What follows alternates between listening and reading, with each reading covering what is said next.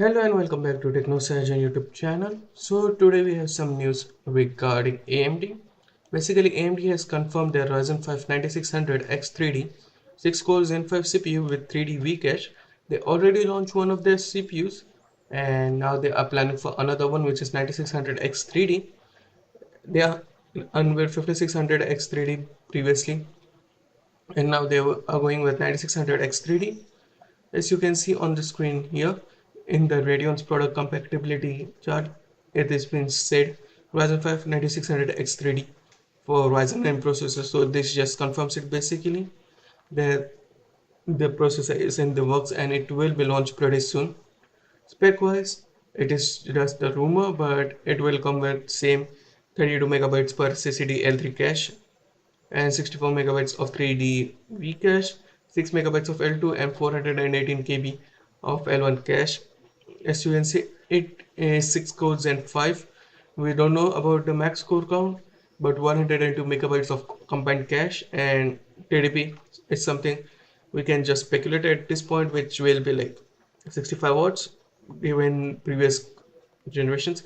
But yeah, 65 watts and 4.7 gigahertz max boost clock would be there. Still, we don't know anything about it, and as soon as we got more details regarding it, I will update you.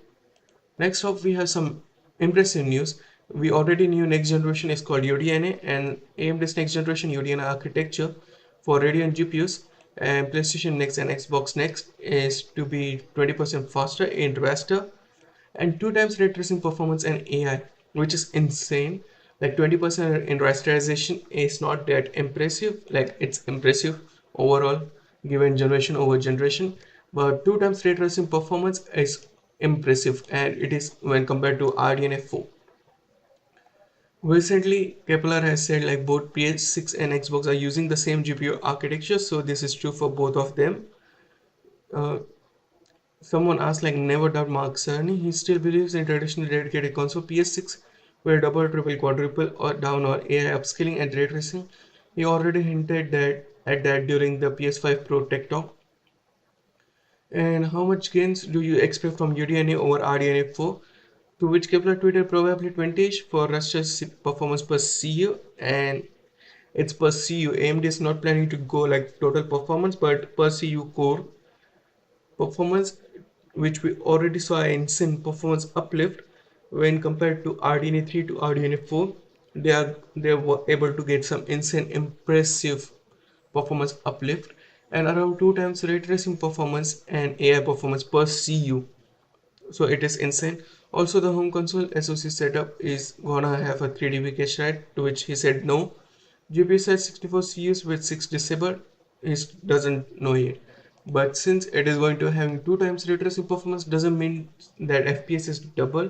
It means that the ray tracing portion of a frame time is half, which is impressive because AMD already half the ray tracing performance when compared to RDNA 3 to RDNA 4, and they are essentially making double the performance uplift from RDNA 4 to UDNA. So they are basically going like 4 times the performance when over generations, like 2 times the performance over generations and 4 times when compared to RDNA 3.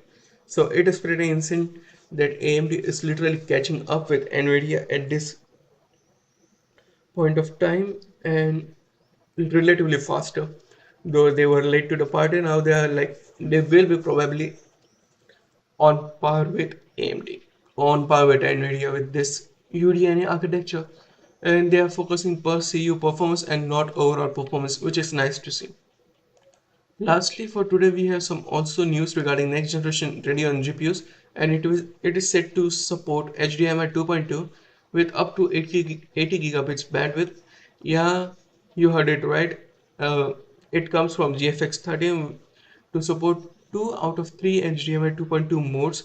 The 96GB mode currently not present in GFX display engine, and yeah, it is supporting like only 64 gigabytes and 80 gigabits per second. To which someone asked, I thought next generation HDMI should have 96.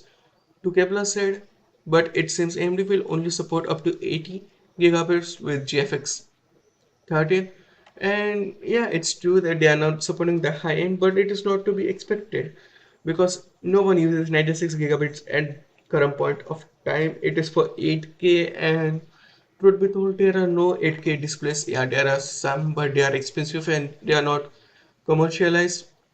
So yeah, 80 gigabits is still pretty much impressive. But yeah, that's it from me today. What do you think about all of the news going on?